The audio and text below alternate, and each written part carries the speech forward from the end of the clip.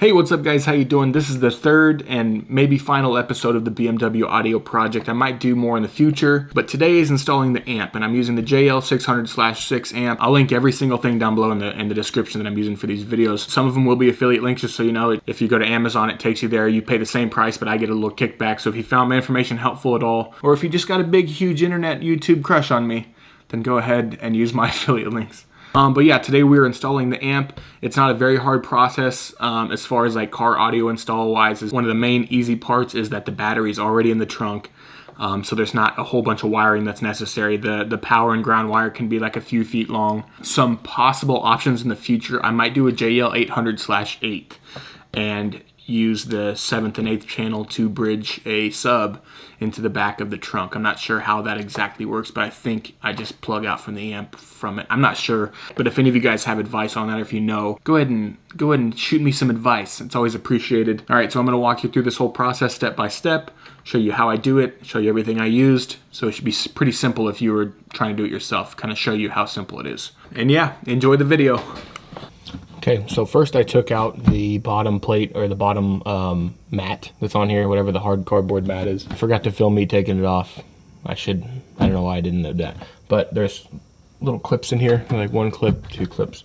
Then you take this off, and when you do, there's a wire right here that's connecting to this cigarette lighter. So it's gonna stop, so you have to take this little harness off, and then this will come off. And then we have some clips over here that I've already taken out as well. And one of these tools right here is perfect for it. Especially this forked end, it's perfect for taking clips out. A kit of this is like $5. I'll put the Amazon link for this exact one down below. It was like only $4 or $5 for this kit. So you can check that out as well. Now we can take this, kind of pull it out. This little back section right here will come off like that.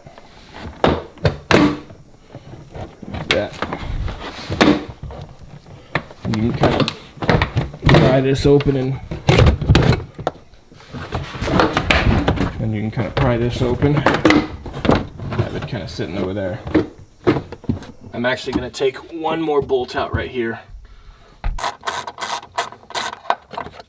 Now hopefully it's easier to pull out and keep out. Oh yeah, much easier. Now it just sits over there. Perfect. All right, now we need to take this little clip out right here. All right, and here's our factory amp right here. Now we just gotta take that out. All right, now I gotta disconnect the battery before I start messing with much else, because safety first. All right, I'm gonna disconnect the negative terminal first.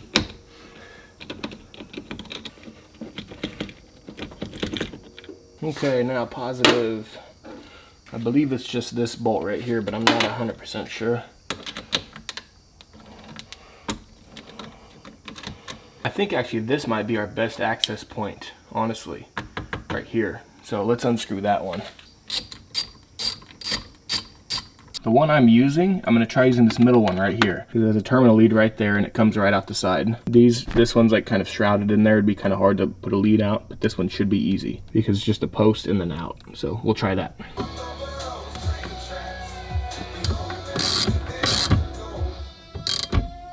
Seems like it's sitting in there decently well. It's not completely threaded on. There's a little bit of indent, but it's pretty tight on there. Like it's not going anywhere. So I think that should be good. Right, let's go ahead and unscrew this bolt right here on top of the amp.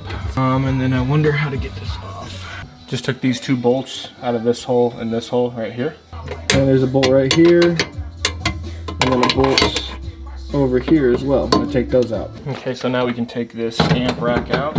I believe. Need to disconnect this harness like that, and then it should just kind of come out, right? I'm gonna get another harness right here.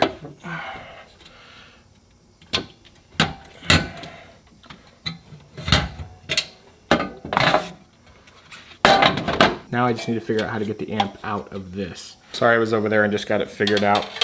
So all you have to do, I pried these 2 tabs up right here, 1, 2. And then it just slid out like that.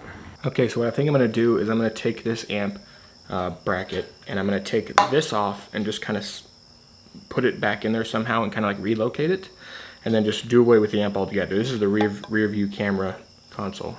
Okay, so for the rear view camera thing, I wedged it back into here, and it's really not going anywhere, I don't think. It should be okay. And then this cord, the video cord, doesn't quite reach now because it's kind of like strapped down into that. I'm just gonna cut this tape, and that'll allow it to reach to the plug. So I just used a jigsaw and cut a exactly 9" by 12" piece of MDF and wedged it down in there super tight to where like it's not moving anywhere. And what I did, there was those 2 studs sticking out. I screwed the washers onto them so they're just flush with the top of the screws, so it was like an even base versus having 2 screws poking down. So this seems to work pretty well. Looks like it's gonna work. So I'm gonna show you the amp and the harness, and then we're gonna set it in there and we're gonna go from there. Okay, so this right here is the Technic BMW harness, and it's good. And I originally had this wired up, but I actually found a different one. It's like insanely better quality. And the thing about the Technic harness is you kind of got to search around and try and find one. It's kind of a rarity to find one. This, I found it on eBay, and it's like 40 or 50 bucks maybe, about the same price as what the Technic was maybe. And it's ready to ship right now, and it ships out, and it's much better. It's like, I don't know if it's much better, but the quality seems a lot better. It seems more durable. It's definitely heftier. I'll just show you. Okay, so this is the Technic, and this is the other one right here. This one uses like braided lines for these like hefty metal auxiliary things. All the wires are awesome. Even this feels more substantial than this somehow. I don't know how, but it seems like it's maybe it's heavier plastic. I don't know. But as you can see inside, they're both the same. And this is how I wired it up in case you're wondering. I'll give you a little clip here. So on this side, we got rear left, rear right. And then on this side, we got front left and front right. And then I'll give you a close-up of the diagram of the wires here so you can kind of get a little thumbnail if you need to see how they wire up. You can see that. It's pretty self-explanatory, but I originally had this Technic wired into here, but when I found this one, I immediately switched them because this one's such a higher quality. Well, at least it feels like it. But let's go ahead and throw the sub down, let's go ahead and throw the amp down there and see what happens. Let's throw this down there, and then once I get everything situated, I'm gonna run some screws. And once I get everything situated, I'm gonna run some screws through this and this into the MDF to kind of secure it down.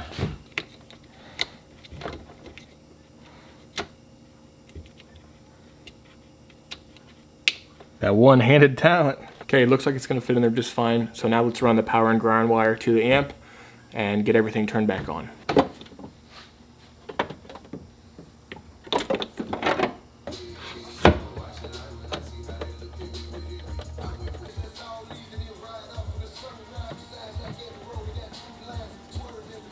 All right, so we connected all the power back. We got a light on the amp. I think that's good. So hopefully that's working. Let's hop in the car, see if we got music. All right, we are all set up. I'm gonna put everything back together, hop in the car, drive down to like Walmart or something, because I don't want to do it in my neighborhood, and we'll see how loud it is now. Okay, so I got the treble in the middle. With the bass, I'm gonna have to turn down a little bit, because I just listen to it and it distorts when it gets high. So I'm gonna turn it down like 3 notches like that. Money is the root of all evil, sometimes we get weak.